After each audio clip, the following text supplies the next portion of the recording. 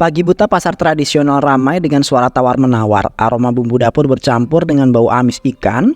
Di salah satu sudut, Marta berjualan mie murah. Ayo inang-inang, beli mie gomanya, porsinya besar dan harganya murah. Kenyang seharian, hemat uang belanja buat hari ini.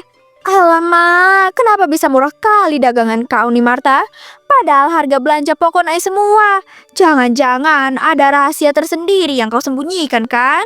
Aduh Boru, aku tuh orangnya rajin banget. Belanja pintar, cari pasar di subuh, dapat diskon. Makanya bisa hemat modal, jadi jual murah pun tetap dapat untung. Marta, kalau memang belanja subuh pun gak mungkin semurah itu. Itu aku saja rugi terus. Padahal modal udah keputer sehemat mungkin. Uco, mungkin rezeki kawan beda. Aku pintar cari celah pasar, hemat minyak, hemat bumbu, hemat tenaga. Jadi tetap dapat untung banyak. Wah, murah kali nih. Porsinya banyak. Anak-anak di rumah pasti suka. Hemat belanja. Semoga sehatlah selalu daganganmu, Marta. Aku langganan seterusnya. Alamak Inang Lina, jangan cepat kali kau senang. Murah bukan berarti bagus. Kita harus hati-hati. Jangan sampai makanan itu bahaya. Kesehatan lebih penting. Ai Boru, kok negatif kali. Rezeki itu datang dari Tuhan. Aku jual jujur. Orang senang, anak kenyang. Apa yang perlu dikhawatirkan? Aku perhatian, tiap hari makin ramai kau diserbu pembeli. Tapi ingat Marta, kalau ada masalah nanti, nama baikmu yang hancur duluan. Suasana pasar tetap riuh, pembeli Marta semakin banyak. Di balik senyum manisnya, Marta menyembunyikan rasa lega bercampur takut. Rahasia mie murahnya belum terbongkar hari itu. Sore hari dapur rumah Marta tampak berantakan. Baskom besar berisi mie sisa pagi tadi diletakkan di meja kayu reot. Bau asam samar memenuhi ruangan. Aduh, mie ini mulai basi. Tapi kalau aku buang rugi besar kali. Modal tinggal dikit. Besok harus kujual biar bisa tetap bertahan. Marta, kau jangan terlalu nekat begitu.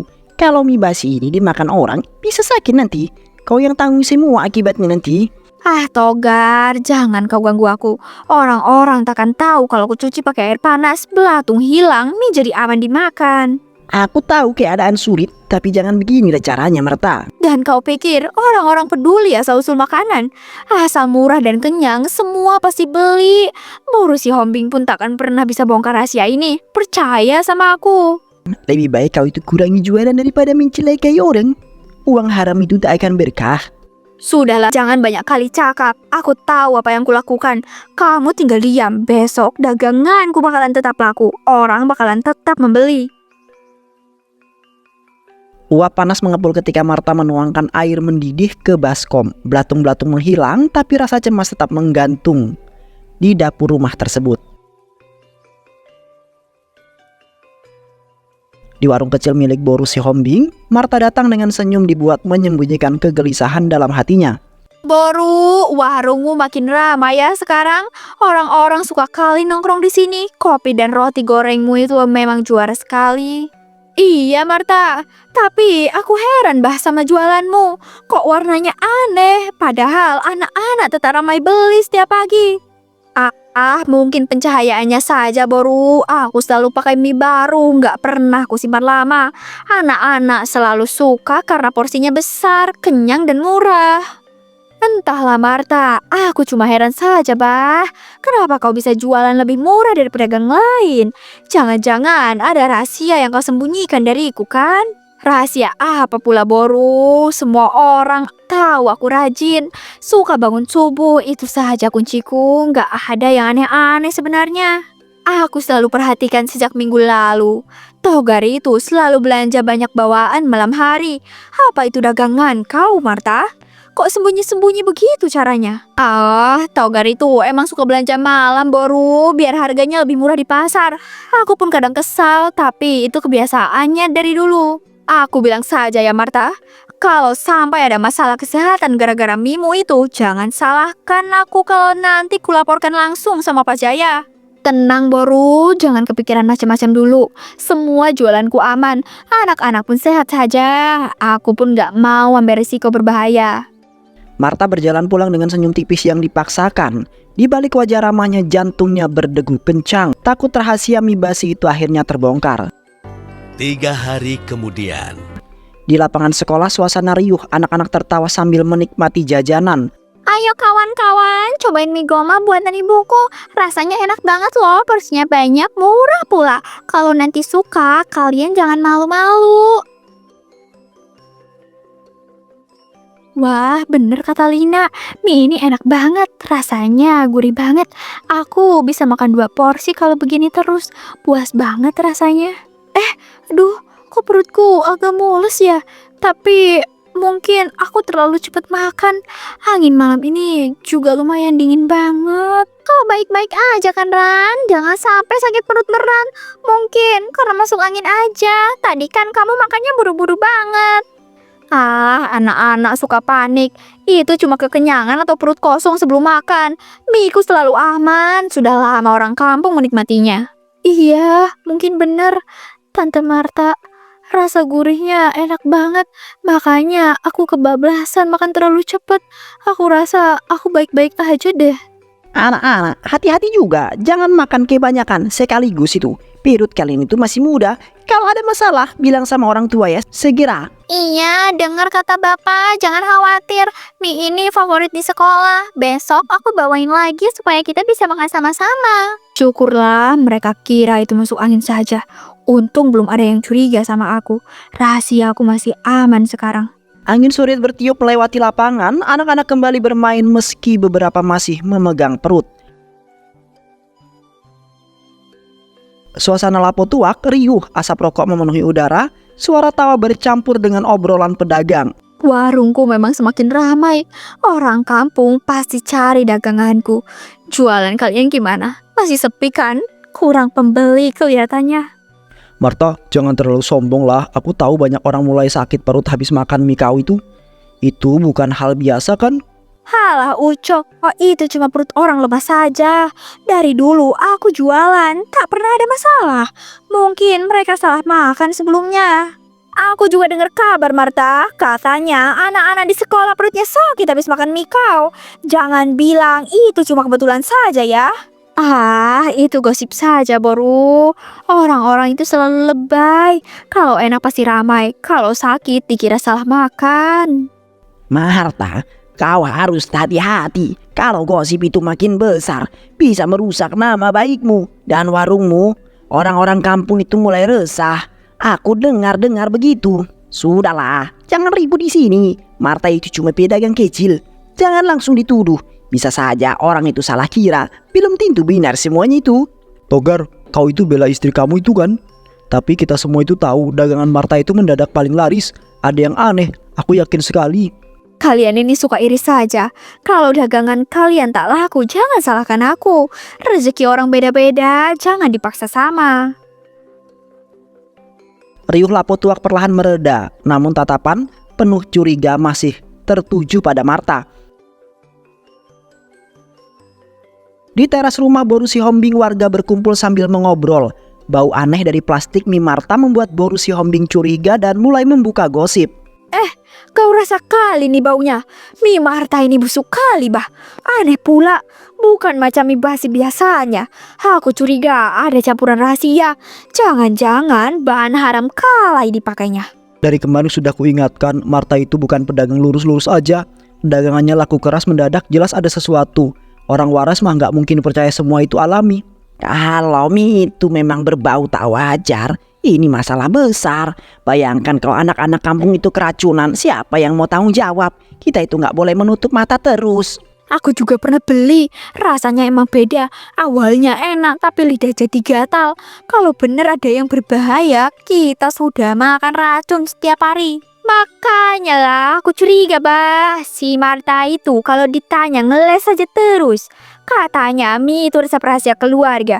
Tapi baunya beginilah, mana bisa ditutup-tutupi. Buktinya sudah ada di tangan kita bah.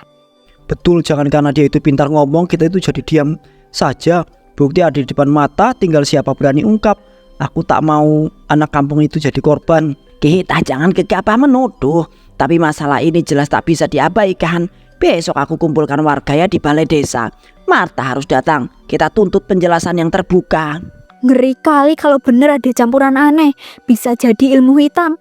Lihat saja, dagangannya laris macam sihir. Aku mulai takut jajan di warungnya. Sudah kuduga lah, rahasia Bu Susi Marta itu nggak bakal lama bersembunyinya. Besok satu kampung tahu semua, bah. Gosip ini meledak nanti. Marta mau ngeles macam manapun udah nggak bisa lagi dia. Di rumah kecil itu Marta menghitung uang hasil jual sambil tertawa puas. Sementara Togar gelisah merasa dosa yang mereka tumpuk makin berat. Marta, apa kau itu tidak takut anak-anak sakit perut karena mie itu? Kalau benar terbukti, bagaimana kita akan menanggung akibatnya? Itu bukan urusanku, Togar. Orang sakit perut bisa karena banyak hal. Yang penting warung kita tetap laku keras tiap hari. Ibu, tadi di musola orang-orang ngomongin kita. Nama kita mulai disebut. Aku takut sesuatu buruk menimpa keluarga kita nanti. Jangan cengeng, Lina. Hidup ini keras. Kalau kita tidak licik, orang lain yang akan injak-injak kita. Ingat itu baik-baik. Kau tidak dengar apa kata anakmu itu? Gosip sudah menyebar. Cepat atau lambat kebenaran itu akan terbuka. Uang ini tak bisa menutupi dosa, Marta. Dosa? Selama kita masih hidup enak, apa peduli dengan dosa? Orang boleh bicara, tapi mereka tetap datang membeli, kan? Ibu, aku nggak mau keluarga kita hancur karena uang. Kalau semuanya terbongkar, aku malu, Bu, berhadapan sama warga dan teman-temanku. Marta, aku itu mohon hentikan semua ini. Uang itu banyak, tapi hati kita itu kosong. Aku merasa azab itu sudah menunggu di depan mata. Suasana ramah dipenuhi bayangan muram seolah azab makin dekat. 3 hari kemudian. Malam itu Marta menyeret karung berisi mie yang sudah terlalu busuk. Lina menemaninya dengan wajah penuh ragu, menahan napas karena bau yang sangat menyengat. Cepat, Lina, jangan lelet kau nih. Mie ini sudah tak bisa dipakai lagi. Baunya bikin orang curiga kalau sampai tercium di warung. Tapi Inang, kalau harus dibuang di sekolah, warga bisa nemuin. Kalau mereka sadar ini mirip mie ibu, kita bisa dituduh.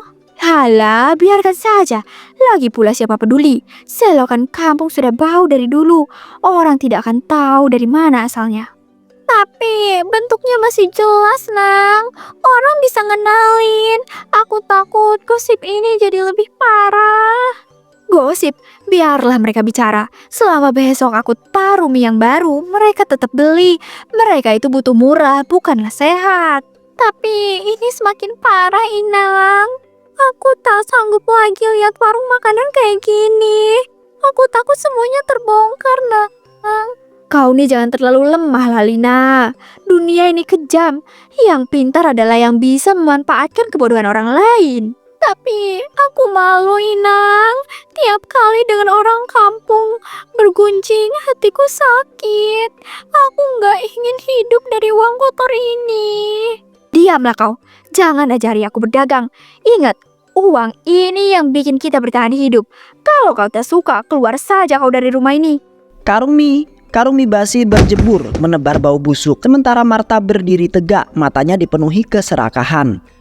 2 jam kemudian. Malam itu warga kampung menemukan tumpukan mie basi berserakan di selokan. Baunya menyengat menusuk hidung, menimbulkan rasa curiga yang makin menguat terhadap Marta. Ah dong, Bah, busuk kali baunya. Siapa pula yang tega buang mie basi macam nih? Bisa sakit lah warga kalau tiap hari ngisap udara kotor begini. Lihat baik-baik, Borwo. Bentuknya jelas mie kuning. Bukankah Marta itu penjual mie terbanyak di kampung kita selama ini? Benar, Pak Jaya. Aku juga jual mie, tapi bukan aku yang buang begini. Cara ini hanya cocok dengan kelicikan Marta. Dari warnanya lah, persis sekali ini mie Marta. Aku kan sering beli, jadi tahu betul aku. Tapi kok bisa pula sampai dibuang sembarangan di selokan begini, Bah? Kalau benar ini dari Marta, berarti dia sudah sengaja meracuni warga dengan dagangannya. Ini masalah serius, tidak bisa dianggap main-main lagi. Sudah lama aku tuh curiga dagangannya itu terlalu murah, padahal terus laku. Aku yakin ada sesuatu yang busuk di balik keuntungan yang besar itu. Kalau gosip ini memang betul, Bah, bisa marah besar warga nanti. Si Marta itu bisa diusir dari kampung ini. Tapi kita ini harus pastikan dulu ada buktinya. Jangan asal ribut pula. Jangan gegabah, kita itu butuh saksi dan juga bukti yang jelas. Tapi tumbukan mie basi ini sudah jadi tanda yang sangat kuat, yang sangat mencurigakan. Aku setuju Pak Jaya, besok kita kumpulkan warga, bicarakan masalah ini. Marta tidak boleh lagi bebas menjual mie beracun kepada masyarakat. Di bawah cahaya lampu jalan, tumpukan mie basi jadi saksi kecurigaan para warga. Pagi itu gerbang sekolah ramai, anak-anak bercanda sementara Boru Siombing memberanikan diri menghadap Marta di depan banyak orang termasuk Lina dan juga Rani. Alamak Marta, ini bukti bah, mie basi ku temukan dibuang sembarangan. Jangan bilang kau nggak tahu ya, baunya persis sekali sama dagangan yang kau jual tiap hari. Apa maksud kamu baru nuduh aku sembarangan? Aku ini kerja keras untuk keluarga, bukan untuk ngeracunin warga kampung kita. Ibu nggak pernah bohong Bu Syambing, dia selalu masak dengan hati-hati. Orang kampung hanya iri dengan dagangan kami. Tapi kemarin banyak temanku sakit paru setelah makan mie. Aku takut Bu, apa benar mie itu dari warung Tante Marta? Lihatlah bah, anak-anak sendiri udah ngaku sakit. Kalau bukan gara-gara mie kau, itu dari mana lagi datang penyakitnya? Jangan coba-coba kau tutupi kenyataan ini Marta. Penyakit itu bisa datang dari mana saja Boru, bisa dari jajanan lain, bisa dari air kotor. Jangan langsung nyalahin aku tanpa bukti jelas. Ibu, aku takut kalau orang-orang marah. Semua teman aku ngomongin hal buruk tentang kita. Gimana kalau nanti keluarga kita? Aku nggak mau nuduh tante, tapi aku hanya ingin sekolah aman, nggak ada teman yang sakit karena makanan basi lagi. Kalau kau orang berani jujur bah, buktikan mie kau itu aman. Kalau tidak, jangan salahkan warga pula kalau besok satu kampung berdiri melawan kau, Marta. Balai desa ramai, warga berkumpul, wajah tegang menunggu jawaban. Pak Jaya berdiri tepat di depan memanggil Marta untuk menjelaskan semua yang dituduhkan. Marta, banyak keluhan yang masuk, anak-anak sakit perut, bau mie basi yang ditemukan, jelaskan di depan warga supaya tidak ada fitnah berkepanjangan. Pak Jaya, semua tuduhan ini kejam. Daganganku selalu bersih. Kalau ada yang iri lalu sebarin fitnah, itu bukan salahku. Janganlah kau berkelit kali Marta. Aku sendiri yang menemukan mie basi itu di sekolah bah. Baunya persis sekali dengan mie yang kau jual tiap hari di pasar ini. Dari dulu kau itu suka sombong Marta, sekarang terbukti orang sudah sakit. Ini bukan fitnah ya, tapi akibat kelicikanmu yang mencari keuntungan yang besar. Ucok, kau jelas saingan yang iri. Daganganmu sepi, kau gunain kesempatan ini buat ngejatuhin aku. Warga lain jangan mudah termakan omongan orang dendam. Cukup, aku sudah minta bukti jelas, jangan hanya saling menuduh. Kalau memang benar Marta harus bertanggung jawab, kalau tidak nama baiknya dibersihkan. Bukti sudah jelas ada Pak Jaya. Banyak anak jatuh sakit sesudah makan dari dia bah. Apa itu masih kurang lagi? Kalau memang berani, suruh si Marta bersumpah depan warga sekarang juga. Aku nggak takut sumpah, tapi ingat, fitnah lebih berat dari pembunuhan. Siapa berani menuduh tanpa bukti, dialah yang menanggung dosa. Cukup pintar kau bermain-main kata Marta, tapi sampai kapan warga itu sudah muak dan suatu saat nanti kebenaran akan membongkar semua tipu muslihatmu itu. Balai desa penuh ketegangan, Marta masih bisa memutar balik tuduhan dengan kata-kata manis. Tapi sorot mata warga kemudian menunjukkan amarah yang mulai tak terbendungkan.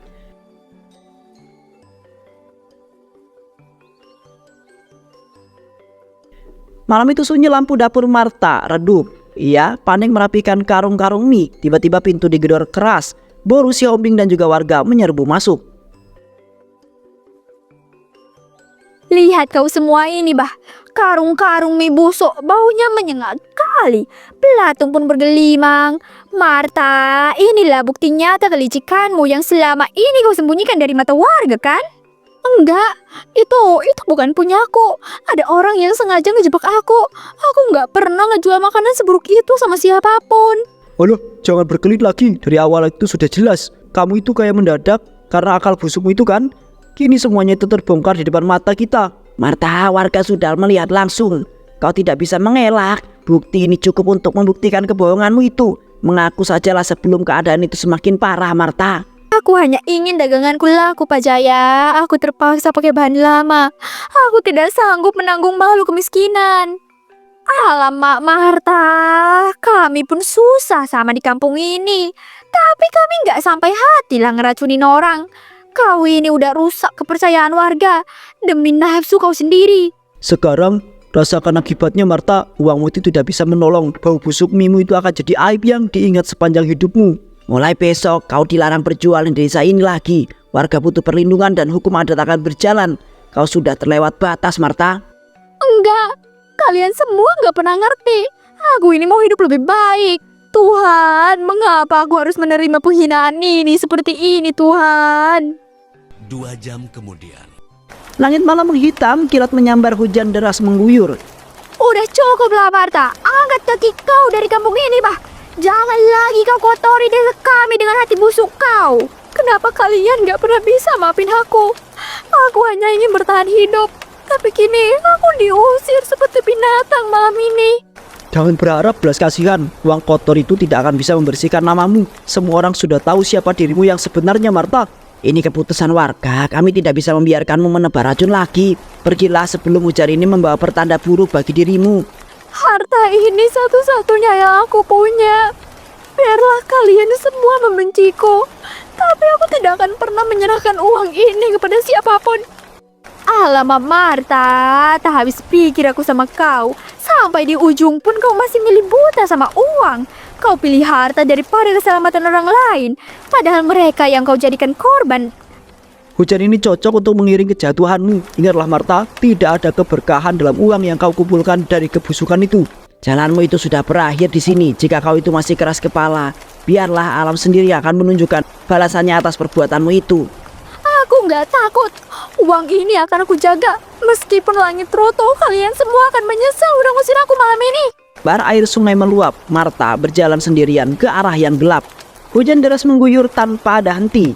Marta berjalan ngontai di jembatan yang sudah reot. Enggak, uangku. Jangan bawa uangku pergi. Ku rela kehilangan segalanya, tapi jangan rampas satu-satunya harta yang ku miliki malam ini. Kilat menyambar papan jembatan licin. Sekejap ia terpleset dan jatuh ke arus yang deras. Alamak, jatuh dia, bah. Tengoklah itu.